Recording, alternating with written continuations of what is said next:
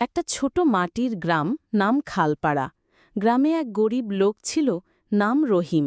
সংসারে অভাব, কিন্তু তার একমাত্র ভরসা ছিল একটি দুধেল গরু।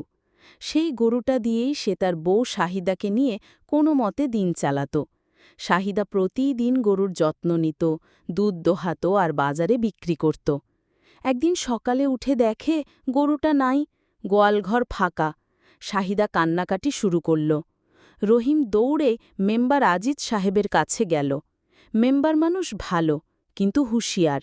সব শুনে বলল, রহিম, এই গ্রামে গরুচোর কালুর বদলাম আছে, আমি খোঁজ নি।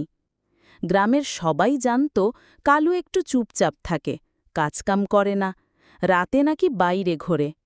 একদিন গ্রামের এক ছেলে দেখে ফেলে কালুর উঠানে একটা গরু বাঁধা। সঙ্গে সঙ্গে খবর যায় মেম্বারের কাছে। মেম্বার, রহিম আর কিছু লোক নিয়ে হানা দেয় কালুর বাড়িতে।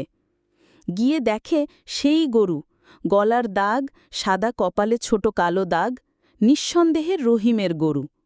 কালু প্রথমে অস্বীকার করে, পরে গ্রামবাসীর চাপে স্বীকার করে নেয়। মেম্বার রেগে গিয়ে বলল, এই গ্রামে আর চোরের ঠাঁই নাই কালু। গ্রামের লোকজন একমত হল, গরুটা ফিরিয়ে দিল রহিমকে। শাহিদা কান্না করে গরুকে জড়িয়ে ধরল। রহিম বলল, এই গরুটা শুধু গরু না, আমাদের জীবন। গল্পটা ছড়িয়ে পড়ে গোটা অঞ্চলে। খালপাড়ায় আর কেউ চুরির কথা ভাবেও না, আর রহিমের গরু আবার দুধ দিতে শুরু করে। শান্তিতে কাটতে থাকে তাদের দিন।